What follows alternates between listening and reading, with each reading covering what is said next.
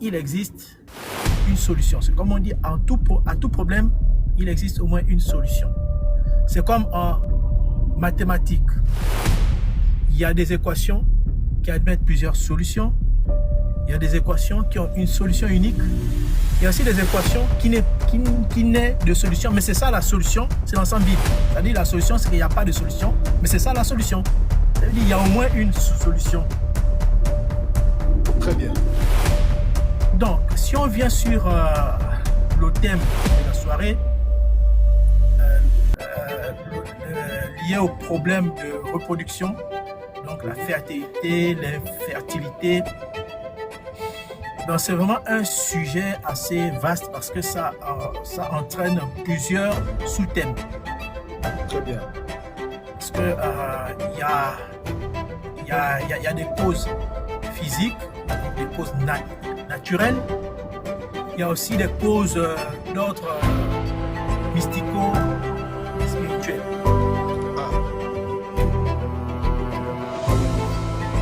Donc, on va certainement aborder beaucoup plus les causes naturelles, les causes biologiques.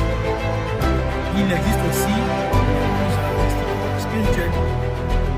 On prend le cas, par exemple, il y a une ethnie qu'on trouve au Gabon, et aussi au sud-est du Congo, et du côté oriental, on appelle les Kota.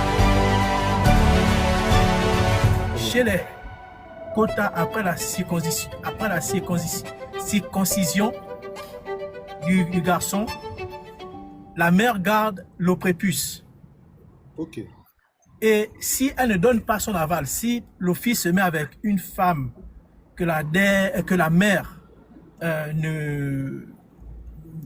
n'apprécie pas tellement, ce couple n'aura jamais d'enfant tant que la mère n'a pas donné son aval. Wow. Là, il s'agit d'un blocage spirituel. Bien sûr. On a aussi des cas de femmes qui ont le ventre bloqué parce que dans la famille, il y a eu peut-être des alliances mystiques et autres. Donc, il y a des causes, il peut y avoir des causes spirituelles, des causes mystiques. Très bien. Maintenant, en ce qui concerne les causes naturelles, elles sont multiples.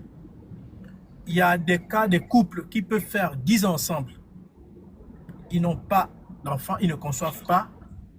Et après, quand l'homme et la femme, les deux se séparent, chacun va de son côté. Et puis après, on entend le monsieur, il est enceinté là-bas. De l'autre côté aussi, la femme, elle est tombée enceinte d'un autre. Exactement. Là, il s'agit en général d'un principe biologique. Je parle sous le contrôle de certains du domaine de la santé qui sont certainement dans le live. Il y a un principe en biologie qu'on appelle le complexe majeur d'histocompatibilité. Donc, plus le complexe majeur d'histocompatibilité est le même, sinon est proche entre les deux conjoints, moins ils ont des chances de concevoir. D'accord.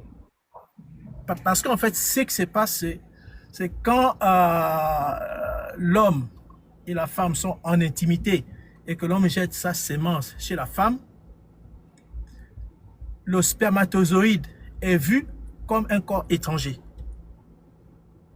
Okay. Bien que ce soit un corps biologique, mais il n'appartient pas au soi de la femme.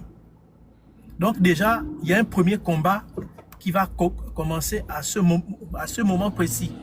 Le corps de la femme va tenter de rejeter tout corps étranger. Donc le spermatozoïde, sinon les spermatozoïdes qui sont là seront combattus. Très bien. Donc maintenant, il faudrait que les spermatozoïdes aient une énergie potentielle et cinétique suffisante pour aller retrouver l'utérus. Et là encore, une fois qu'ils retrouvent l'utérus, c'est pas fini. L'utérus aussi, à son tour, va essayer de l'éjecter. Donc il y a un combat multiforme qui se passe dans le corps de la femme pour arriver jusqu'à la conception. Maintenant, si le complexe majeur d'histocompatibilité est le même, sinon est proche, il y aura moins de chances de concevoir parce que les génotypes ne sont pas compatibles. Voilà pourquoi il est souvent demandé au couple de souvent faire certains tests, certains examens, c'est pour pouvoir avoir la compatibilité entre le conjoint et voir quelles sont les chances pour le couple de pouvoir concevoir. Mais généralement, de nos jours, on se focalise beaucoup plus sur l'amour. Je l'aime, mais on s'aime et puis bon, le reste, on va voir. Bon, ça nous importe plus que l'amour prime c'est vrai. L'amour, c'est divin. Mais il y a aussi les principes biologiques. Ce sont des lois naturelles, biologiques, qui sont là et qui existent. L'univers tout entier est fait de lois. Tout est régi par des lois. Tout sur Terre. Quand on prend une pierre, on la lance, elle va finir par retomber. C'est la loi de la gravitation. Exactement. Donc, on soit en France, au Mali, au Tchad, en Norvège ou en Côte d'Ivoire, quand on prend une pierre, on la lance vers le haut, elle finira par descendre. C'est une loi universelle qui fait partie de l'existence. Donc, toute chose, tout principe est régi par des lois. Et même le divin ne s'oppose à ses propres lois. Dieu lui-même ne s'oppose pas aux lois que lui-même il a. Donc c'est un peu ça. Donc il y a plusieurs causes. Donc on a le cas des couples qui sont ensemble depuis 3 ans, 4 ans, 5 ans. Ils font dans leur intimité, c'est pas avec préservatif, mais il n'y a pas de conception. Pourquoi? Il y a plusieurs causes. L'une des causes, il y a des femmes qui, après le rapport sexuel, ont l'impression d'être sales. Donc, elles vont se nettoyer.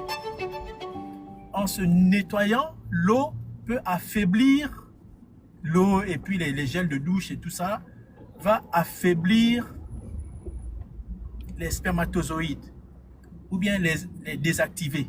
Du coup, pas de reproduction. C'est pour qu'il y ait reproduction, il faut qu'il y ait fécondation. Exactement. Déjà là, c'est déjà voué à l'échec. C'est le premier point. Le deuxième point, il y a des femmes, dès que la fécondation est entamée, c'est-à-dire la rencontre de l'ovule et du spermatozoïde, la femme se met à avoir des symptômes de palu. Donc elle fait des fièvres.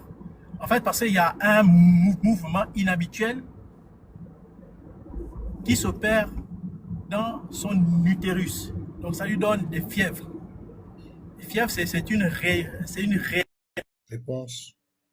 réaction biologique parce que l'organisme est en train de vouloir évacuer, en train de vouloir chasser, sinon anéantir les spermatozoïdes. Bien souvent, il peut avoir un spermatozoïde un peu plus fort, un peu plus ainsi de suite, qui va aller jusqu'à féconder. Du coup, la femme va se mettre à faire des fièvres. Et penser que c'est un palu. Sans même faire l'examen de palu, elle aura les symptômes de palu. Prendre les médicaments de palu, ça interrompt directement le processus en cours. Il y a des femmes après l'acte sexuel, 1 semaine après, 2 semaines, quand elle fait sa toilette intime, quand elle se lave, elle se rend compte qu'il y a des pertes de caillots, de sang.